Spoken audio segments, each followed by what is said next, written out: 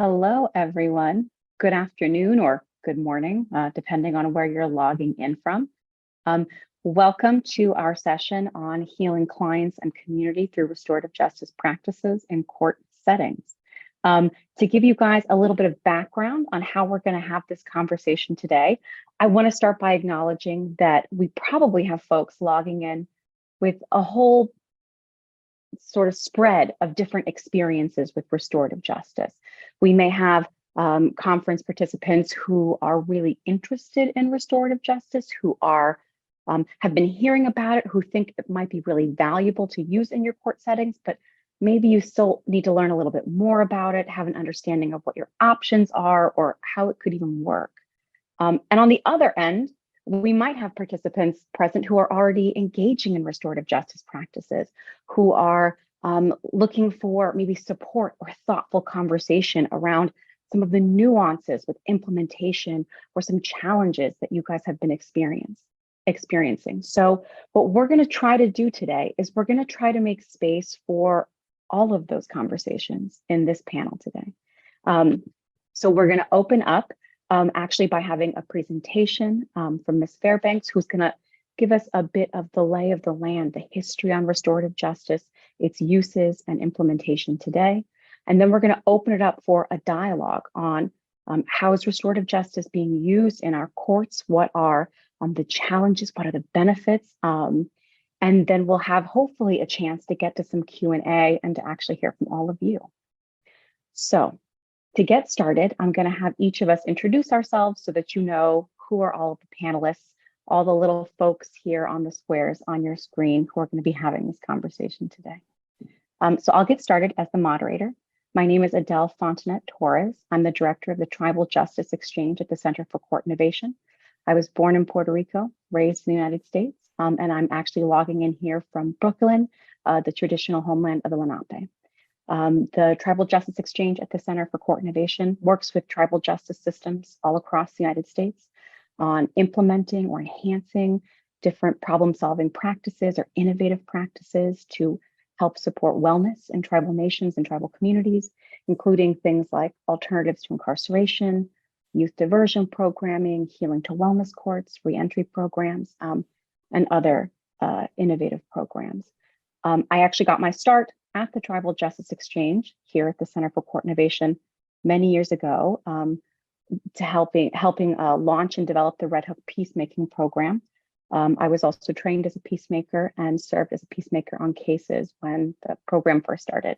And even before then, I found my way to peacemaking and restorative justice in law school when I had the honor and opportunity of being trained in peacemaking by former Justice Barbara Smith of the Chickasaw Nation and her brother Michael Smith, who came to our law school and sat with a group of law students and shared their knowledge, shared their practices, and helped us understand really the power of peacemaking. It was a transformative experience for me. It changed what I knew could be possible within our justice system. And I think it really helped me put words and a name and an understanding to something that I had inherently understood, which is that justice can be human, it can be humane, it can hold space for compassion and growth and healing and accountability at the same time. And so I bring those experiences with me in the work that I do today. And that's part of my background and what I'm bringing to this conversation. So now I'm going to hand it to a respected elder and peacemaker, Ms. Cheryl Fairbanks. Please introduce yourself and tell us a little bit about who you are. Thank you very much, Adelle, and thank you for inviting me. My name is Cheryl Demmert Fairbanks, and I'm Tlingit Simpson. I grew up in Southeast Alaska on Prince of Wales Island in Ketchikan, Alaska. I make my home in New Mexico on the lands of the Sandia Pueblo and Tamaya up on this beautiful Sandia Mountain. But today I'm coming from Hawaii on the lands of the native Hawaiians. And so I greet you with aloha. And in our language, we say, Yiguayahan, in terms of be strong and have courage when you're doing this. Because I'm a practicing lawyer and I've served on the bench. I practiced law for maybe 30 years, and now I have my Sovereignty 360. But I also serve on my own Supreme Court, the Tlingit and Haida Central Council Supreme Court as a justice, and also on the Intertribal Court of Appeals for Nevada. And I pro tem at the Mississippi Band of Choctaw Indians in Mississippi, and then also for the Cow Creek Band. And so I do a lot of tribal court work, and I'm just happy to be able to share some of our Indigenous worldview with you. Ganesh Chish, thank you. Thank you so much, Ms. Fairbanks. Now I'm going to hand it over to the Honorable Judge Spratt from the North Lawndale Restorative Justice Community Court. Please give us a little introduction into yourself and the work you do. Oh, Judge Spratt, you are muted. Got to follow the rules. Good afternoon, everyone. I'm happy to be here and happy to have you all here. I'm a judge of the Circuit Court of Cook County in Chicago, Illinois. I have 2 assignments. 4 days a week, I sit in the Chancery Division, downtown Chicago. And then on Thursdays, I sit at the North Lawndale Restorative Justice Community Court in North Lawndale, one of the 77 neighborhoods in the city of Chicago. We have restorative justice courts in only 3 of those 77 neighborhoods, but we're working on it. And the others are in Avondale and in Englewood. I came to restorative justice kind of sideways. I became interested in finding an organization that I could affiliate with after I had seen so many nightly news reports. This is going back, I think 2008, nightly news reports on gunshot victims, collateral damage and gang wars. And it's usually children, and I just couldn't deal with it. My point of view is that our young people, our children, are our most valuable resource for the future. And if we lose one, that young child, that person loses the potential of achieving their highest and best self, and we lose the opportunity to see where they're going to take the planet. So I affiliated with an organization in another neighborhood in Chicago, Austin, and North Lawndale, Avondale, Englewood, and Austin are the 4 most overly burdened and underserved and violent neighborhoods in the city of Chicago. These are tough neighborhoods. But I went on the board of Build, and I have been a volunteer there for all the intervening years. I coach the participants in the public speaking program. Our ages at Build are from 7 to 20, so that's school age. And while I was there working with a group for a public speaking presentation, there was a dispute that arose between 2 members of opposite gangs at Build. And the way Build resolves dispute was through circles, peacemaking circles. I'd never heard of them. I'd never seen one, but the public speakers and I all stopped to watch. We weren't part of the circle. We were just observing. And what I saw and felt was a transformation from hatred and distrust to respect and something approaching, maybe not love, but admiration. These 2 warring gang members. And it was just amazing that this could possibly happen. So I stepped aside and talked with the CEO of Build, and he told me this is how they always settle disputes that arise between participants in their programs. And he told me gave me a history of it, and how he was working hard to try to get a restorative justice court in Austin. And boy, the light bulb went on in me, and I went right to my chief judge after that and said, what's the possibility of opening a restorative justice court in Austin? He said, well, funny you should ask. We're opening one in North Lawndale in a couple of months. And North Lawndale is a community that abuts their neighbors, Austin and North Lawndale. And he said, Judge Sheehan, who was a judge from the juvenile division, this was her brainchild. She had been using circles with the youth in the juvenile detention center, but she had an idea one day after there was a particularly troublesome case in front of her involving a juvenile and a police officer who had gotten into it on the street. And as they're both in the courtroom, they're still hurling invectives at one another. And she said, "Hold it, stop. We're going to do a circle." On the fly, she grabs some people from her office and they sit in a circle and she tells them how it's going to proceed, and everybody agrees to abide by the procedure and they go through this circle. And she said, by the time they concluded, and it took no more than 2 hours, the young offender and the police officer were both in tears and hugging. And that's pretty much what I saw at Build. So a process that can bring people to understanding and a truly innovative way to repair the harm has got to be a process that we need to have available in all the jurisdictions in the United States.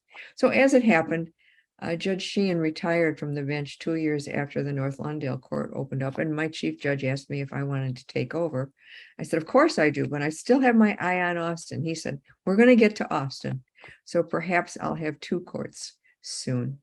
It has been the most fulfilling experience I've had as a judge. And I work very hard on the bench, especially with self-represented litigants, to honor their humanity, give them respect, listen carefully to what their stories are, and when appropriate, intervene with the lender to come to some kind of a creative way to avoid a judgment of foreclosure. And that skill I brought with me to the North Lawndale Restorative Justice Court, and I used that with the young people there in that courtroom. And I think it's my life's calling. And I'm 73 years old, and I don't think I've peaked yet. Thank you so Back to much, you, Judge Adelle. Spratt. Thank you so much. And what a great way to start the conversation into what restorative justice looks like as we use it and how it can be transformational for individuals. But now I'm going to hand it over to Ms. Fairbanks, who's going to, like I said, maybe step back and give us a little bit of background on what is restorative justice and how did we get here today and how we use it and could use it in our courts.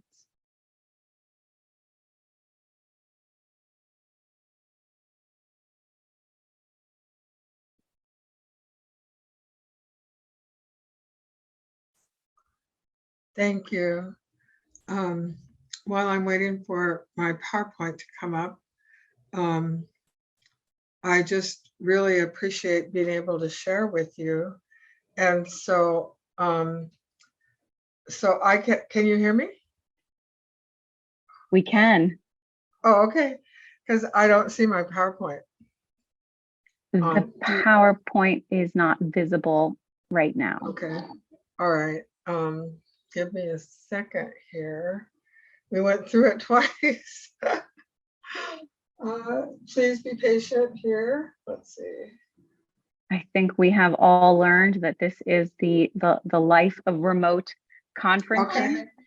All right. How's that? Beautiful. It's up and running. Okay. Thank you. Slideshow.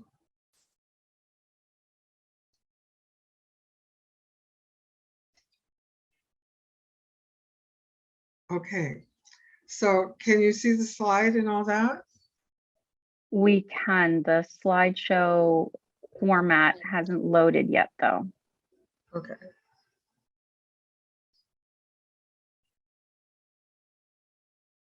Huh.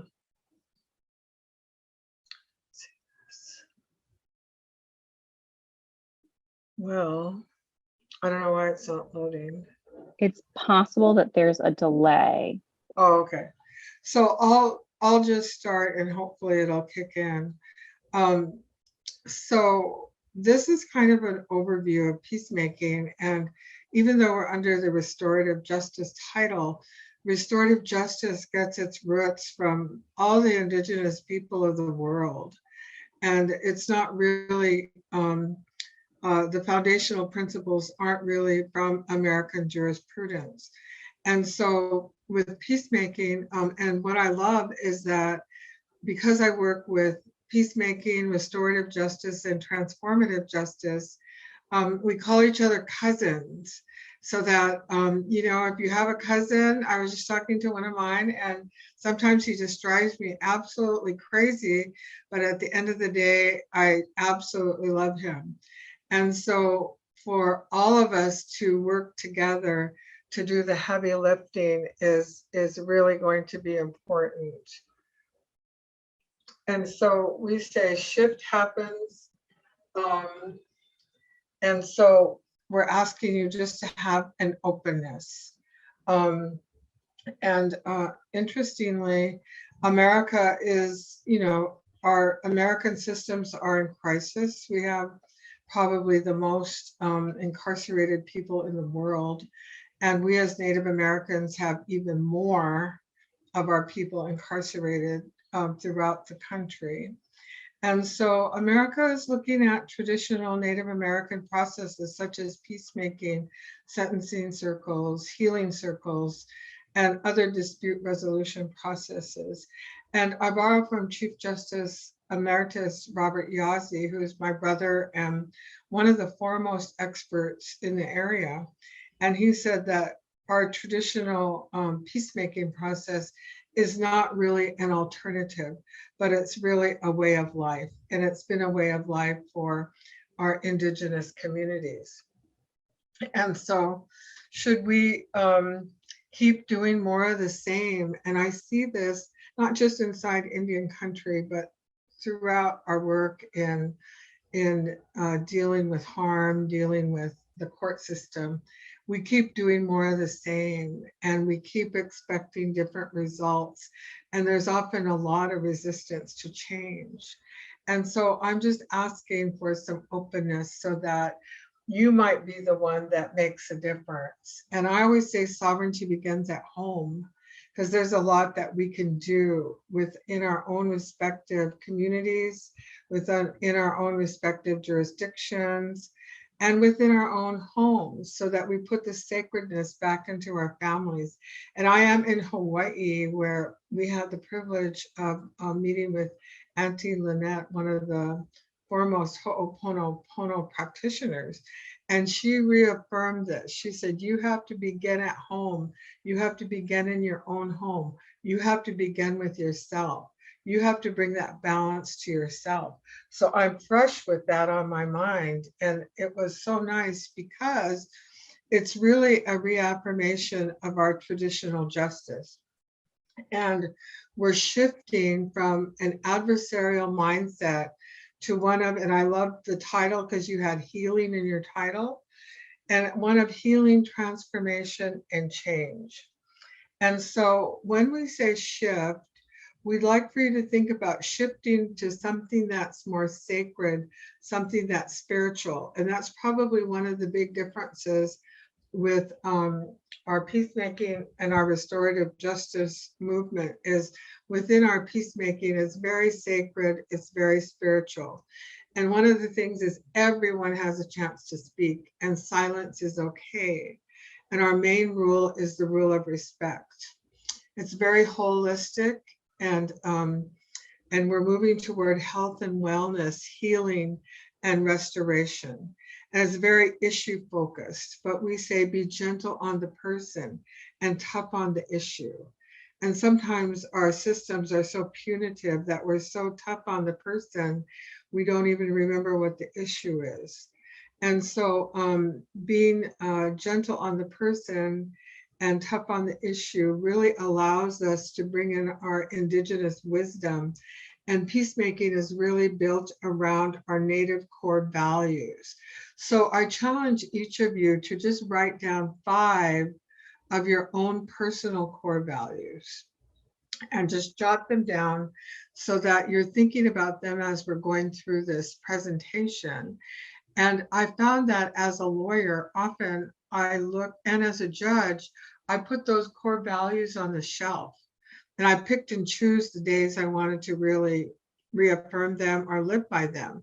And with peacemaking and all of our mentors, you really have to live your core values. It's really a way of life.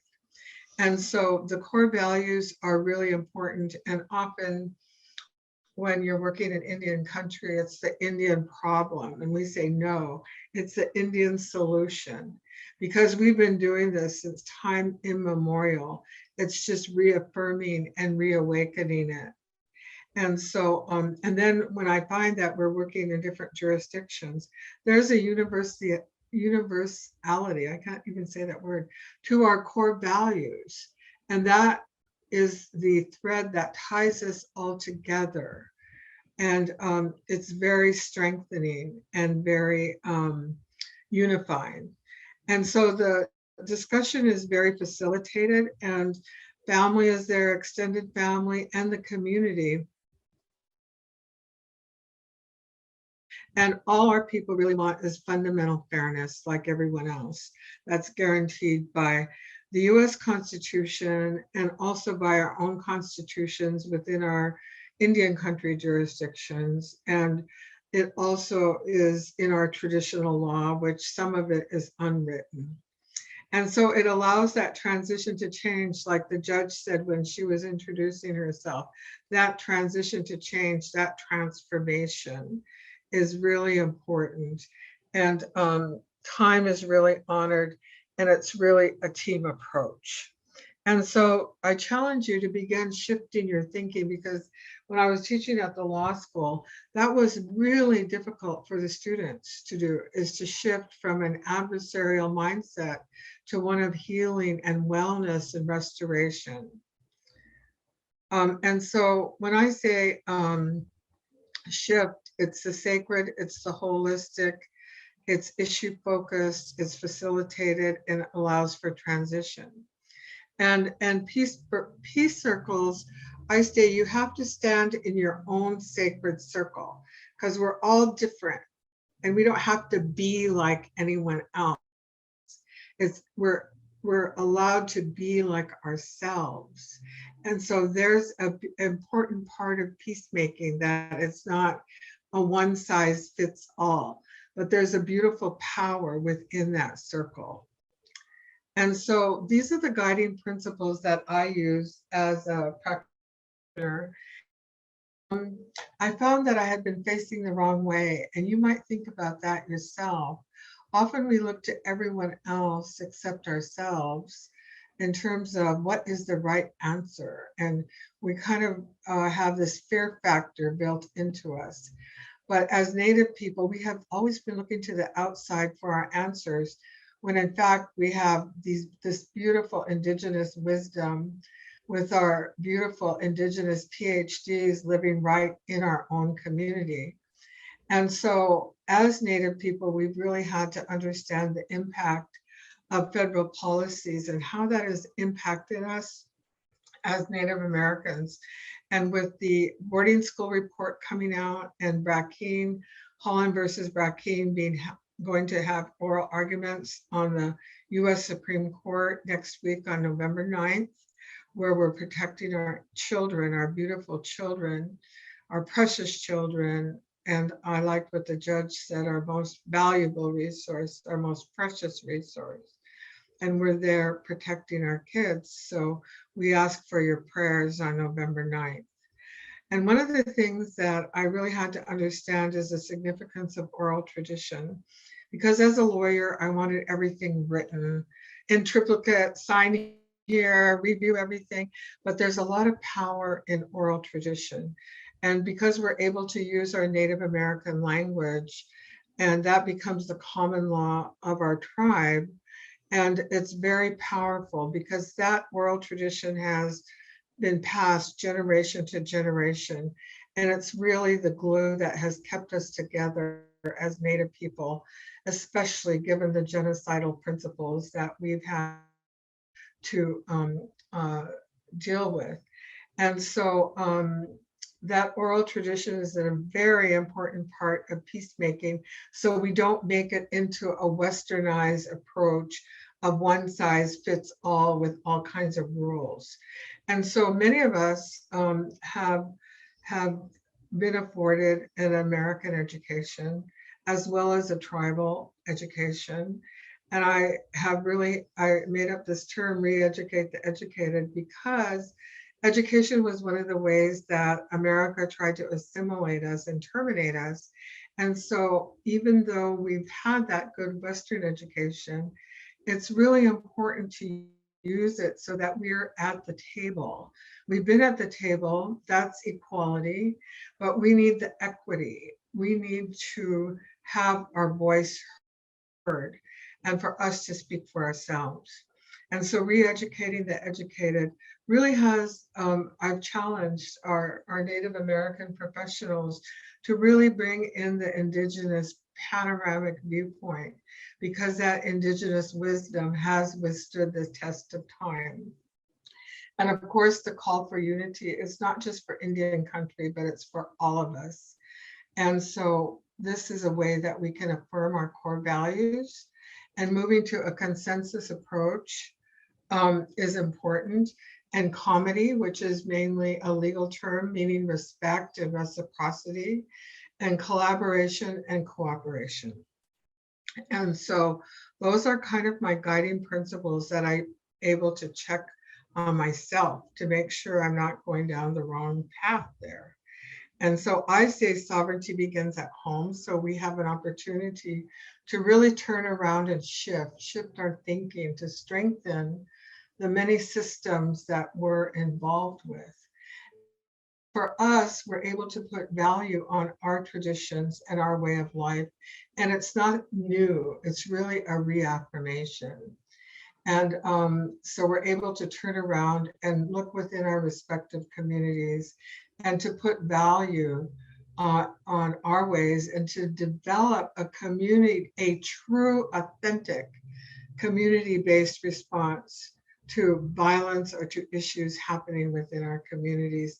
And we're able to draw upon values and traditions in a contemporary context. And I say that because it has to be contemporary, because there's always been a lot of change. And so these are the policies that we've been subjected to. The removal, you've probably heard of the Trail of Tears, the Trail of Deaths that many of our people have had to walk, and many of our elders and children, our community members were lost. And the movement to the reservation, which was really designed to isolate us. And also it was kind of a military type of way of life there. And there were a lot of Army people around making sure we stayed within reservations. Some natives are on reservations here in the lower 48. In Alaska, we only have one reservation. The allotment era was really the government wanting us to all be farmers. My family are fishermen. And, so making us be farmers, our ocean is our garden. And so this one size fits all, but what the allotment era did is that we began to think about the individual rights, the individual ownership.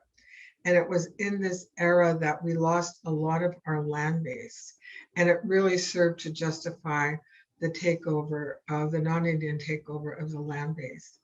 And the IRA, which stands for Indian Reorganization Act, this is when the US government said, put aside your traditional constitutions and adopt a constitution, like a model of the US Constitution, which is really separation of powers, legislative, executive, and judicial, like you all know.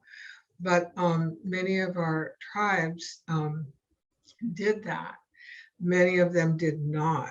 And I look to our Pueblo brothers and sisters along the Rio Grande, where they still have their traditional governments with the oral language, and their traditions and language are more intact because they did not want to bow to this assimilation termination policy.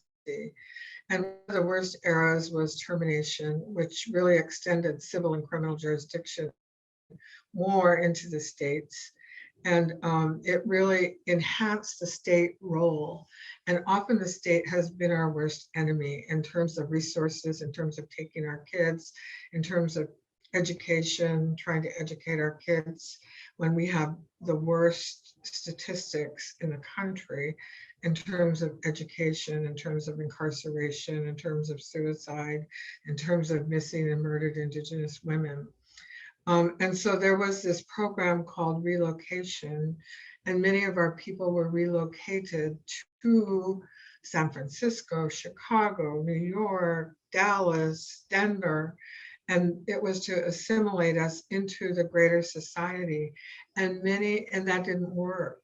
We were a traditional people, and a lot of our people made their way back to their homelands, but many of them stayed in the cities, and you'll see many of them, before the court in terms of criminal issues or losing their kids.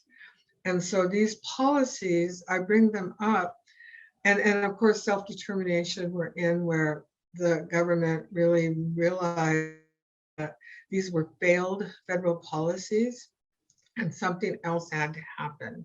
So this era of self-determination and self-governance is really a revitalization of traditional governments. And important in peacemaking and truth and reconciliation is, I bring this up because we never want to, if we don't know our own history, we keep repeating it or we don't understand it.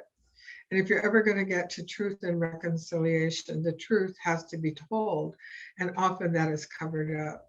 So those policies have really resulted in a historical trauma, actual trauma, vicarious trauma, and then the overlay of the pandemic.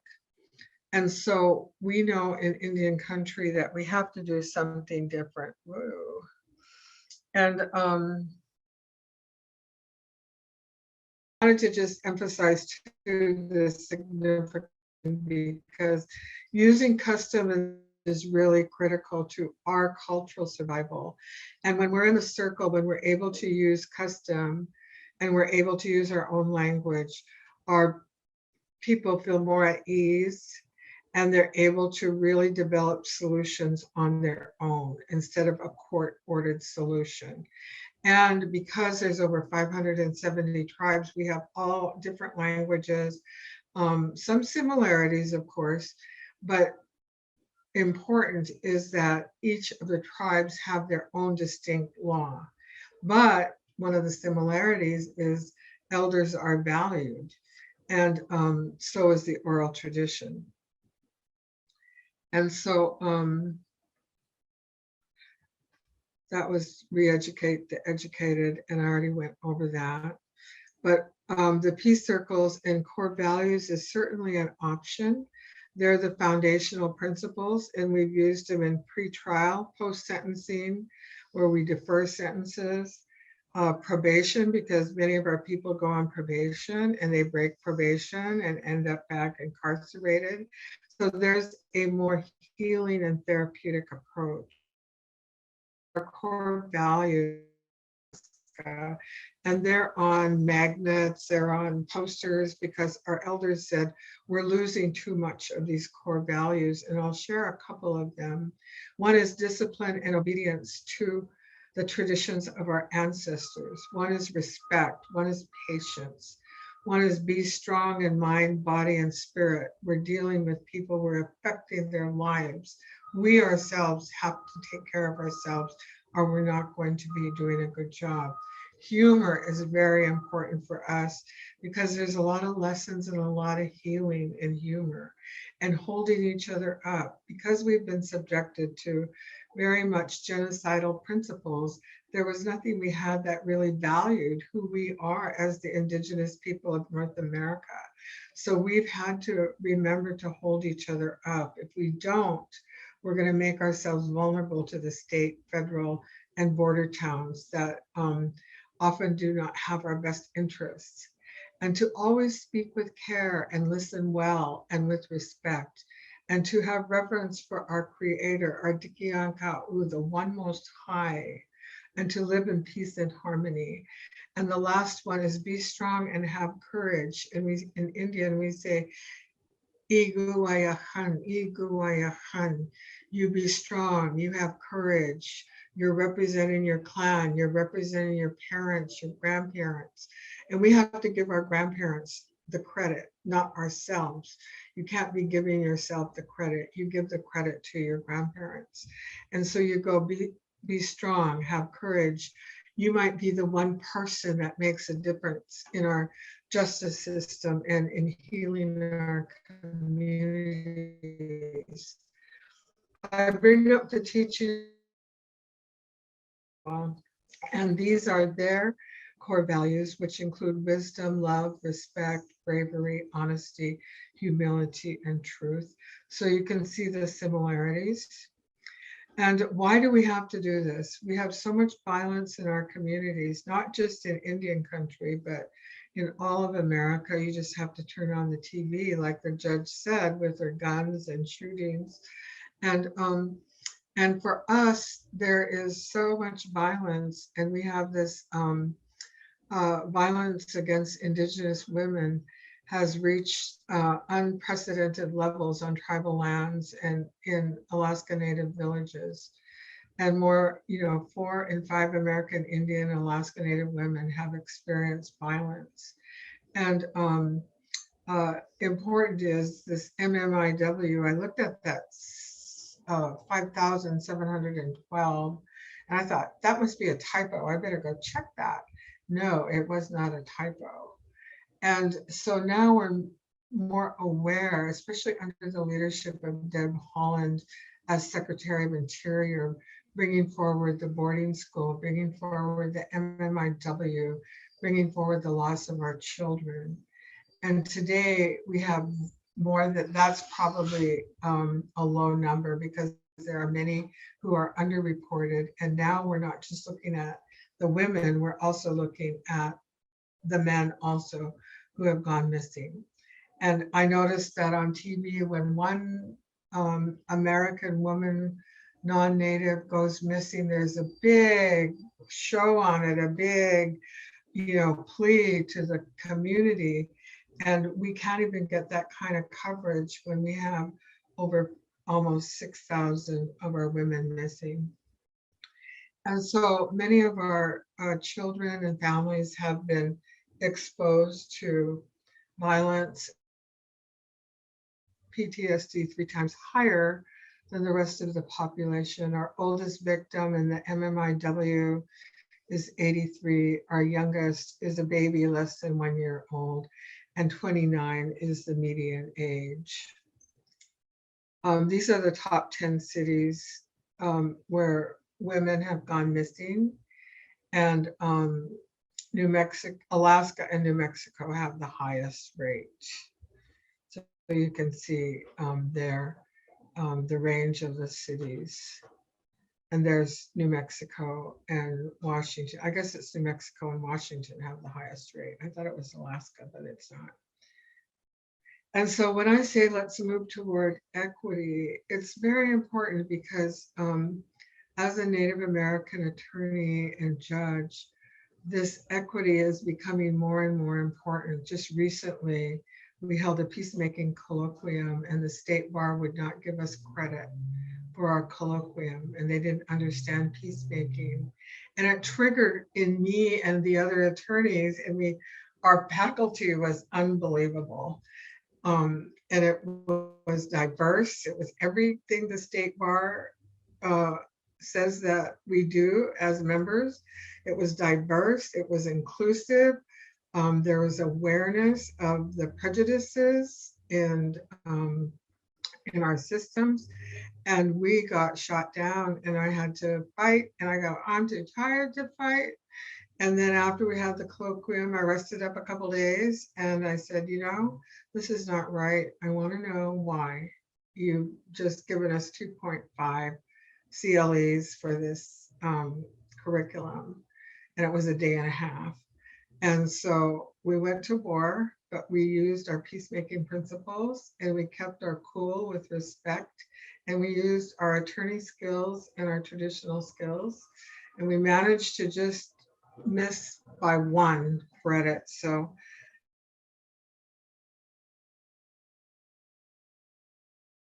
think is important as we move toward equity, because often our voice is not heard at the table. We may be at the table, but our voice is not heard, or our voice is not understood or given the credence that we as the Indigenous people of North America deserve, and our voice deserves to be heard. And not that you have to disagree. That's one of our peacemaking rules. Agree to disagree, but with respect. And so I wanted to say that peacemaking isn't the answer to everything, but please consider it as an option, because I noticed that whenever you have a continuing relationship, like we do in Indian country, our communities are small, or like you do within a department or within a justice system, you have that continuing relationship. You have to do something different, or you begin to polarize a whole department, a whole family, a whole community, a whole tribe. And so the process is absolutely critical, and the process lends itself to healing. The law evolves from the process. Language is key. Consensus is very necessary. There's a spiritual element to a difficult situation. And so I'm asking you to shift, to think about more of a philosophy, thinking about unwritten customary laws. You'll be surprised when you do your research that you'll find some customary laws there for you. And to use tradition and practices, to use your core values, and to have a circle of justice that connects everyone. And so I wanted to share a couple of models with you. The Itikana Ikpi from Mississippi Band of Choctaw. They have a peacemaker process. It's established by their tribal ordinance as a separate code. And this is kind of a overview of the process. Most peacemaking starts with prayer. And that is to bring a spirituality and to make things right and to repair and to set the sacred space. And we can use it both in civil and criminal jurisdiction. We're able to bring our customary and traditional laws, and it really builds on trust and relationships to promote healing and restoration and strengthening our relationships. Most often, attorneys are not allowed unless they're schooled in peacemaking. Talk and discussion are necessary. Native language can be used. There's no time limit, but respect is the rule. And one of the important things is, I don't know if I have it in here, is often when we're building consensus in a circle, everyone has a chance to speak before the second person speaks. I mean, before a person has a second chance to speak. So no one dominates that whole circle. And I find that to be a very important rule. So everyone has a voice in the circle. And we're tough on the issue, gentle on the person. And sometimes the community right may supersede the individual right, like with our children. Being a Native American woman, I would like to hope that I could decide where my children go if I'm in a situation where I may lose my children. But no, our tribal right, the children belong to everyone. They belong to our clan, to our family, to our community. So the tribe has a right in terms of placement of the child. And apologies are really emphasized, not just to the victim, but to the community, to the clan. And forgiveness is essential. And usually the consensus agreement can become an order of the court, so that there's so we can make sure there's compliance. And full faith and credit is given, and when it's over, it's completed. So Indigenous justice, our former Supreme Court Justice Hilda Nicky from Mississippi Band says, it's a way to put back some of our people's way into this justice system. So we're not just adopting an American way, a foreign system that we don't understand. And in Choctaw, they say Chata Okla, which really means community.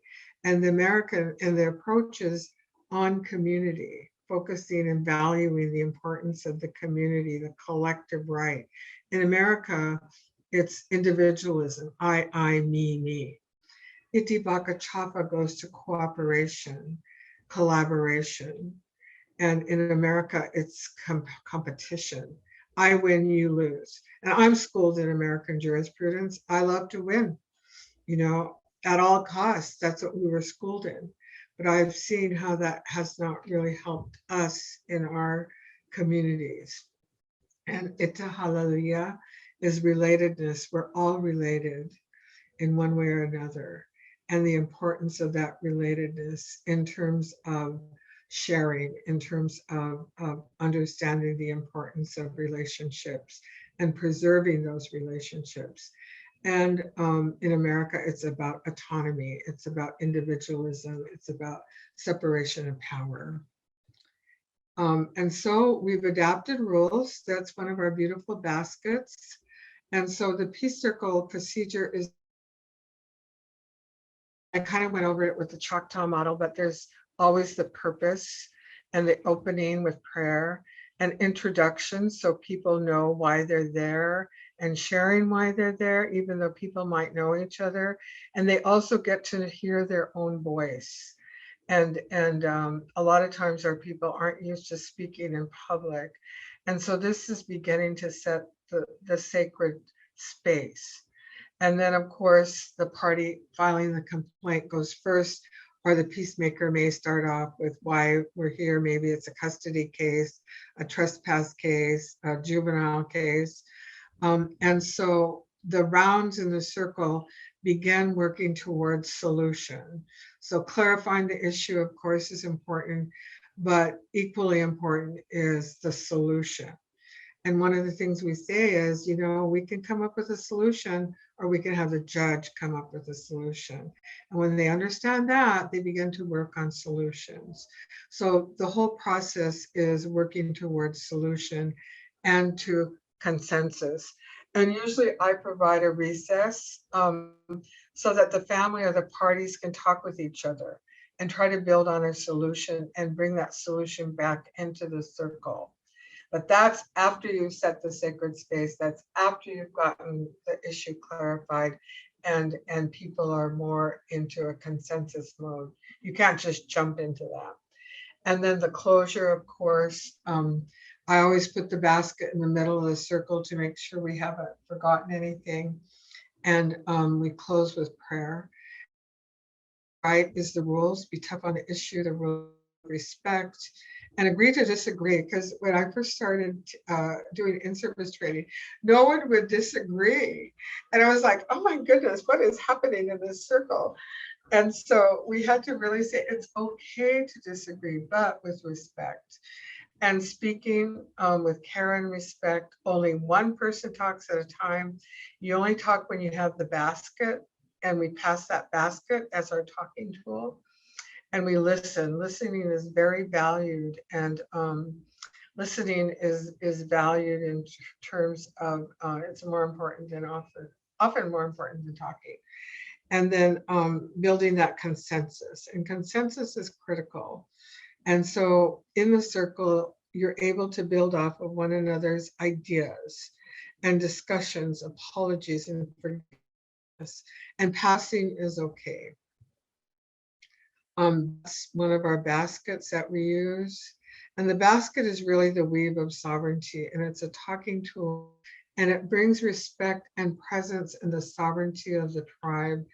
It's symmetrical. There's a lot of tears and laughter in that basket, and it's the mind, body, and spirit of the weaver. And it holds the traditions and core values of the tribe. And my grandmother was a weaver, and she always said, the weave is important. You're just like this weave. You're the design. Your input is necessary.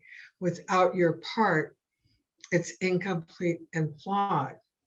And so it's important to participate in a symmetrical way. And it really represents sovereignty. And we've used it not only in peace circles, but in other meetings. And so the circle is very powerful. It really allows us to experience each other as equals. And it really brings about equity. And it unites people in a circle of spirituality. And there's a certain amount of energy that forms to build resolution. And face to face, it's like ripples of water bringing about change. And I share this one case we had. The Miss woman in Fairbanks, the, yeah, I'm so sorry to interrupt because this is so meaningful. But I did want to let you know that we want to save a little bit of time for conversation between you and Judge Spratt. So oh, if you okay. could find a good opportunity to close out the presentation, that would be wonderful. I didn't see your 5 minutes. Sorry.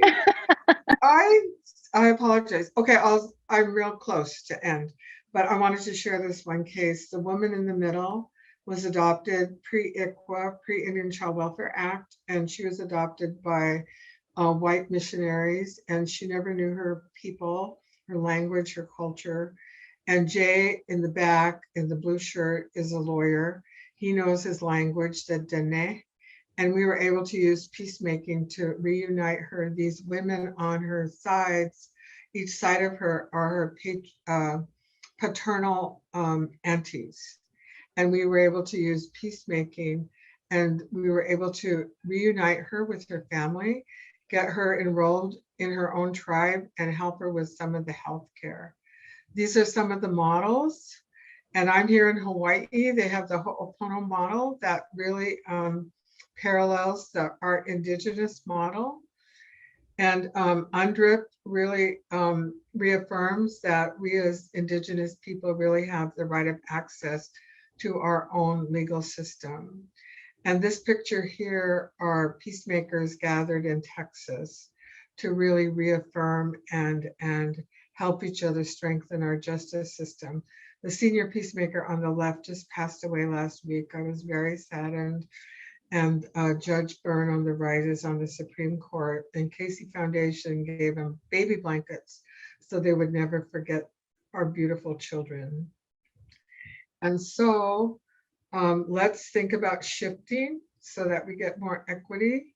And you can be the ripple effect. And I end with this slide. And this is a big peacemaking, our village canoe, where everyone in that canoe, my son is that second one on the right there. And everyone has to be in balance. Everyone has to be in prayer. Everyone has to bring their goodness to that particular canoe. And it's not a big canoe.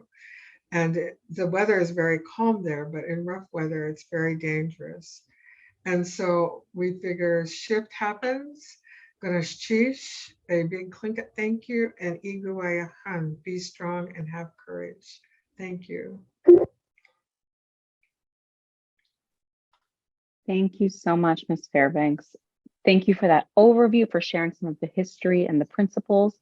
But I also want to say that I really appreciate you sharing not just the roots of restorative justice, but sharing the story of Indigenous survivance in the Americas with us, because I think it really highlights that we are not separate from our stories, that the past is who we are and how we are showing up today, and it is inevitably going to be part of our solutions and our story for tomorrow. So I really appreciate you sharing that with all of us. I'm hoping we can spend the rest of our time together having a conversation about how is restorative justice being used in different court spaces, and how is that playing out? What are the challenges? What are the opportunities that come with that? My first question is going to be actually geared towards you, Judge Spratt. I'm hoping you can tell us a little bit about your restorative justice court model. You gave us background earlier on what was happening in the community that maybe motivated the development of the restorative justice court. But can you tell us a bit more about how is your community court actually implementing and integrating a restorative justice model? Well, of course, it all starts with court. We get our participants from the criminal court, generally speaking, 26 in California, here in Chicago. They're sent over to us from the bond court if they meet the parameters for the restorative justice court. And that is, they must be between the ages of 18 and 26. We call those emerging adults. They have to be charged with a nonviolent crime. They can have background, but it has to be nonviolent. They have to live, work, or worship in North Lawndale. Those three conditions can be met, or at least the state's attorneys in bond court can determine that they're there, and they send the case over to us. The fourth requirement, once they get to us, is they must accept culpability for the matter with which they're charged. And then their case is suspended in the criminal court. They come to our court. Generally speaking, they don't know the first thing about what we do. All they know is that somebody in bond court gave them a slip and told them they had to be at this address at this time on this day, and there would be a court there. And so it's left to me to explain to them what they might be getting themselves into. And I start by explaining the difference between our court and the criminal court. There's several, but first and foremost, in the criminal court, all the participants there, all the stakeholders there are interested in is looking at a snapshot in time in their lives, the moment they were arrested. And that's it. When they come to our court, we want to know their whole story. We want to know what was going on in their head at that time and what brought them to that. And we know that what brought them to that is the series of events that have occurred since they were born. And do they have a nuclear home? Do they have positive role models, or are the role models older brothers that are in gangs? But the circle keepers, and these are the heroes of the North Lawndale court, the case managers and the circle keepers who actually work with the participants, bring them to the point where they can discuss all that. Generally speaking, the first time they come into my court, they have attitude. They just, try to look really tough and mean and dare me to get through to them. And it's not me who's going to get through to them, but I'll try. I recognize that they're wrapped up in layers and layers and layers of emotional body armor. And they have to lose that body armor in order for the magic to happen, in order for the transformation to happen. And they lose that in the circle process. There's circle keepers. Here's where the community comes in. And the community, by the way, determined what kind of, before the court opened, what kind of cases the court would take. Nonviolent first-time crimes, or it can be second or third, but it has to be nonviolent background. And the age group, and that they had to come from this geographic location, because the circle keepers and the case managers all come from North Lawndale. So I tell them when they get to me, I've explained to them that all the criminal court is interested in is a photograph in time on your life. We're interested in your entire life. And the people who are interested in it are your neighbors. This is your community. These are the people you're going to work with. And they do work slowly but surely. When they come back into court for status to let me know how they're doing, I see that there's less and less of that emotional body armor. And the first time I can get one of those participants to actually smile, I know we've got them, because now I'm looking at the person inside. When I see them with all that emotional body armor, I try to envision that person as a 5-year-old child being disappointed because Santa Claus had nothing. Santa Claus didn't come. I know that's where that starts. So I try to see that person, and I kind of try to wish healing on them, but I know the healing comes in the circle. The court only have to do with moving the case along. And they come back periodically. The first part of what we do is the circle process. They're given the circle keepers and the case managers. And in the circle process, they form a repair of harm agreement. And that's the point of our court, is to repair harm, not to be retributive, not to punish. All we want to do is repair the harm. So they come to a conclusion, the repair of harm agreement that is generally no less than 3, usually about 5 or 6 goals that they want to achieve. Goals that will repair the harm to themselves, first and foremost to themselves, from what their conduct led them to, repair the harm to the community, and repair the harm to the victim if there is one. Generally speaking, we don't have victims. Generally speaking, they come to us on drug charges, drug possession, drug sale or manufacture, or possession of a gun. Not using it, but they just possess it. So we just don't usually have a victim. We have one young person in the court right now who did some graffiti on some private property.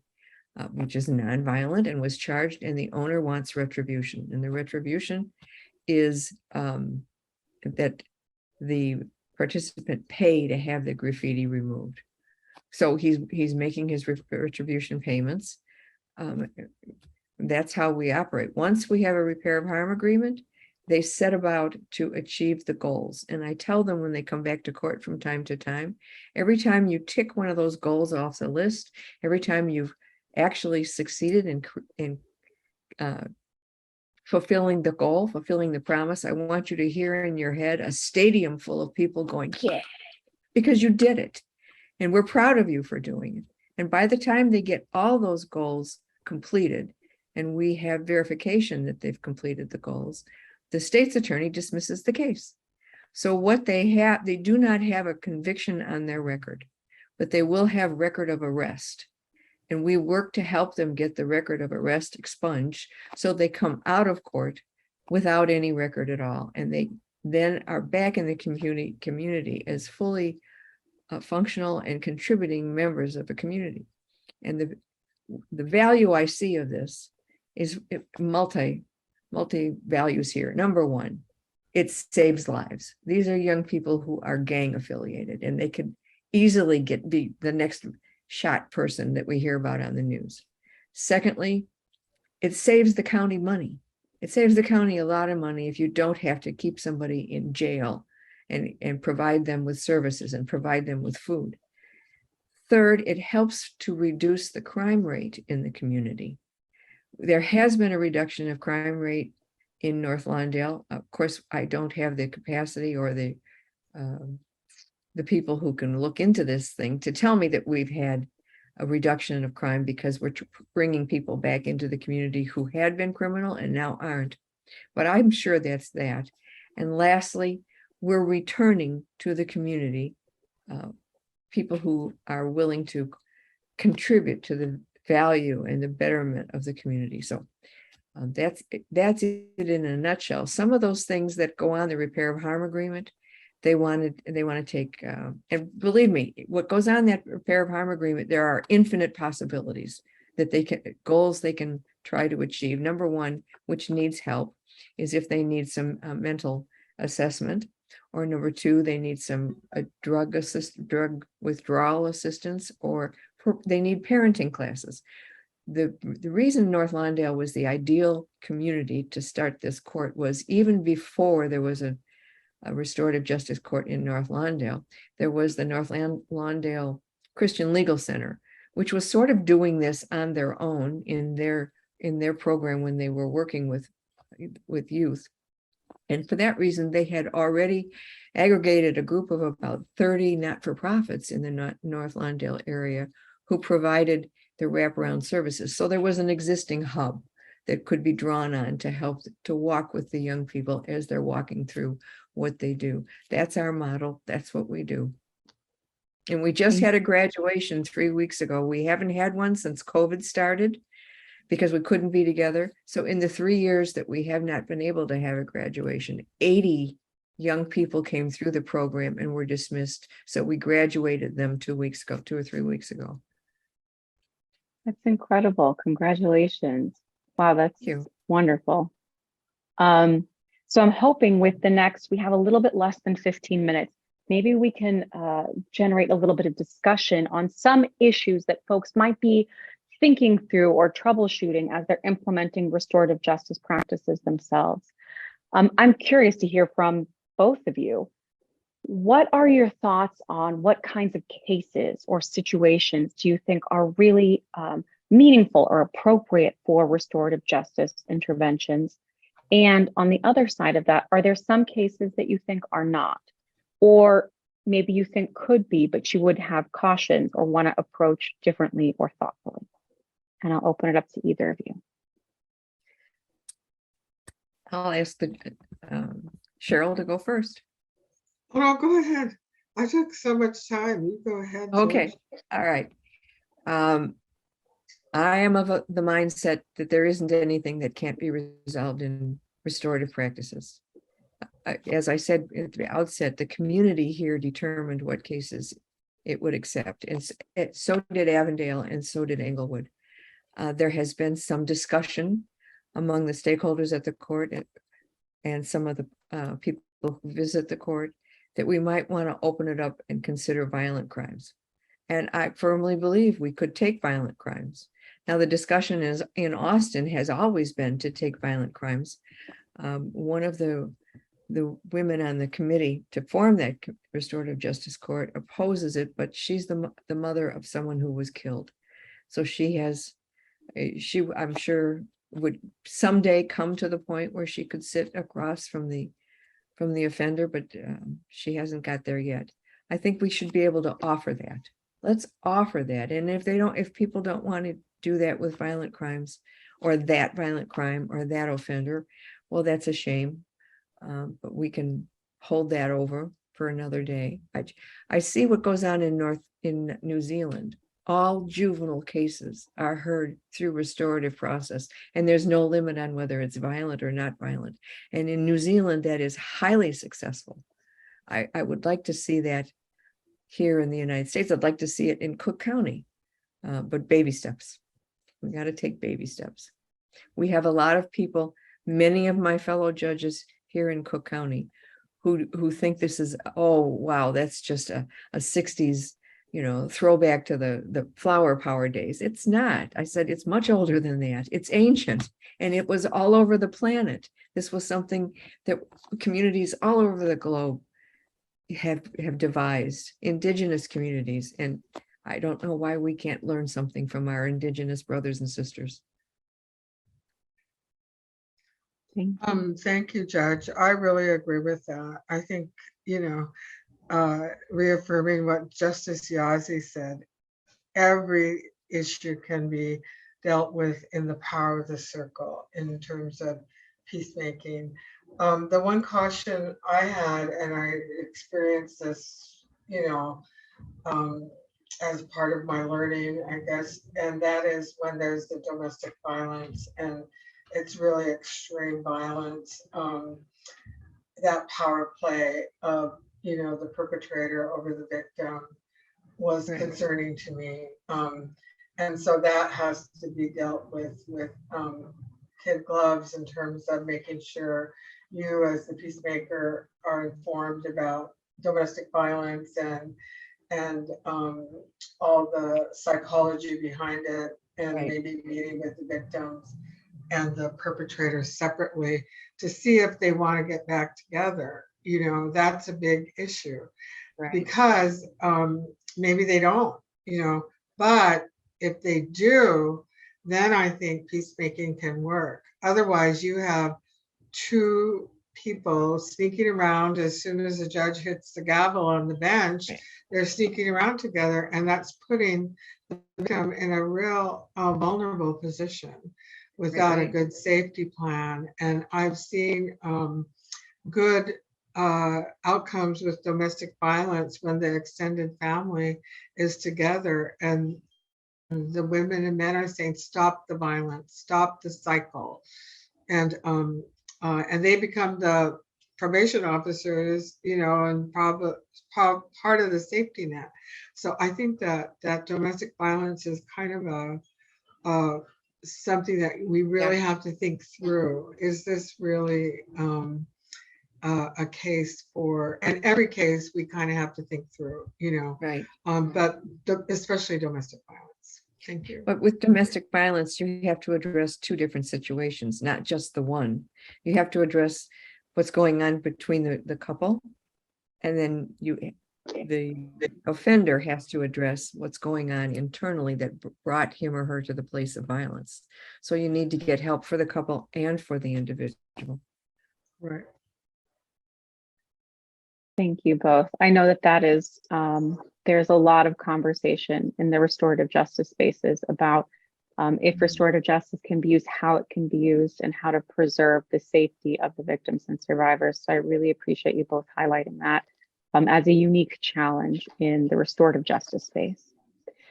I'm wondering if you guys could share some thoughts about, so if there are courts, especially courts that are operating on a more adversarial model, that are looking to implement restorative justice, can you identify what might be some challenges that those courts might experience in implementing restorative justice practices, and what might be some solutions?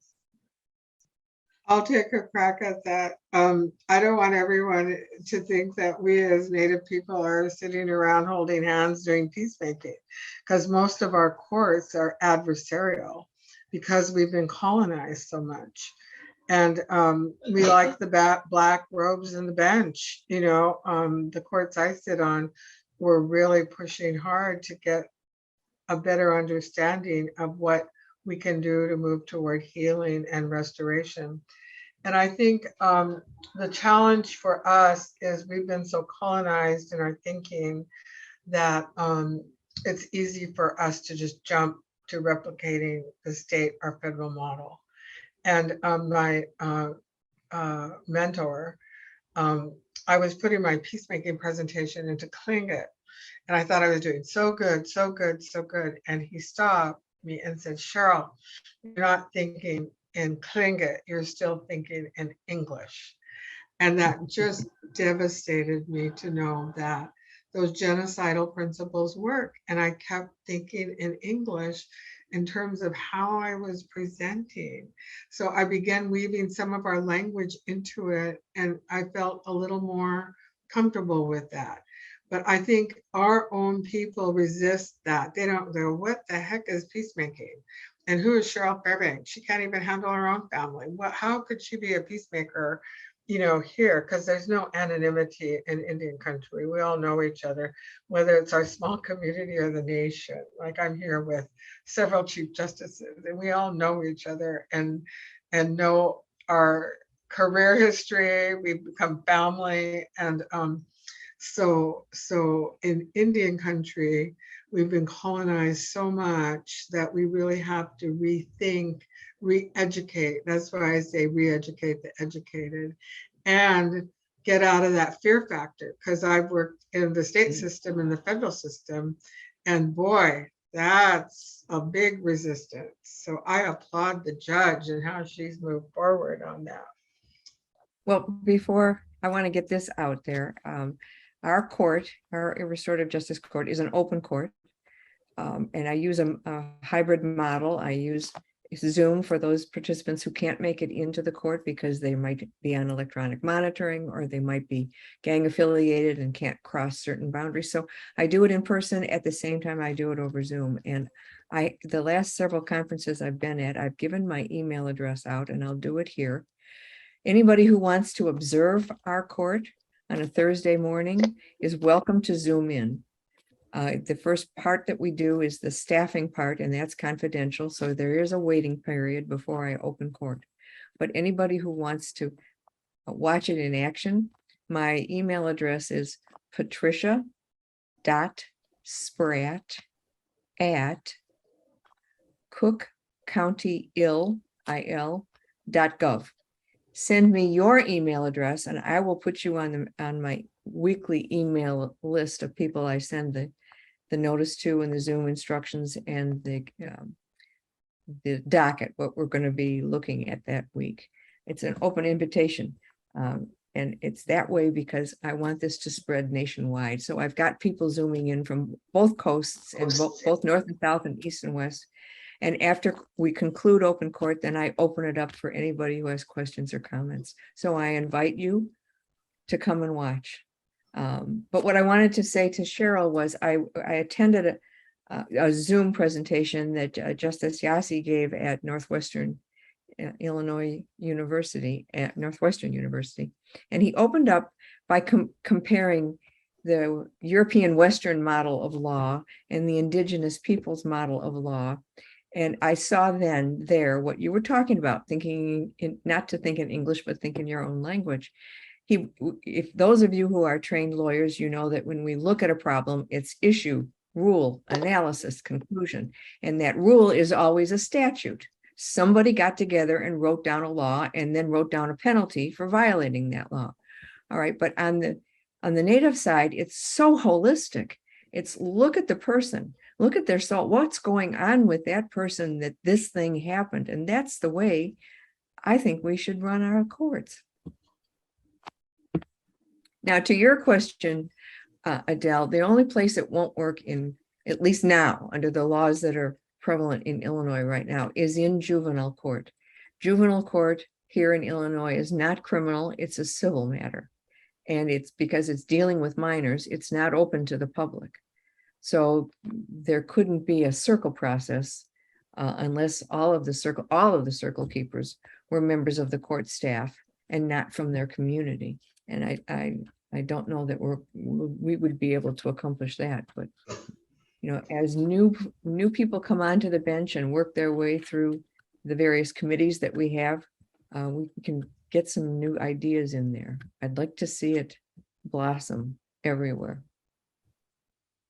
I'd also like to, I just remembered there's a Washtenaw peacemaking court in Michigan, and it's a state court, and they give credit to the indigenous concepts of justice. And they handle all kinds of cases, from very high money commercial transactions to child custody, to trespass, to divorce. And I've sat in that court observing when the judge put me on the spot and had me do a peacemaking. He recessed and I had to go do a peacemaking and come back in.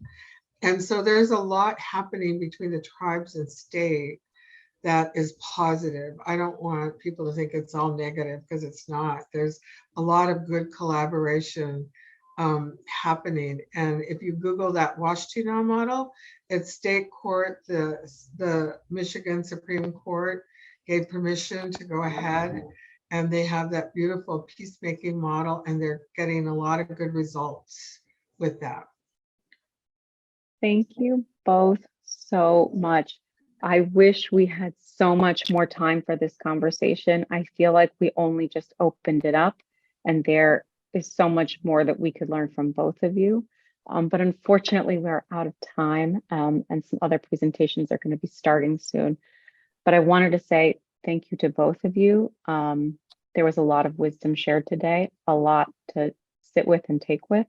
And I really appreciate both of your time and the thoughtfulness and care and the work you do and bringing it into the space. Thank you. Thank you very much. I'm happy to have been here. Another microphone where I can spread the good word about restorative justice. And Cheryl, it was good to see you again. Bye-bye. Gosh, cheese. Thank you.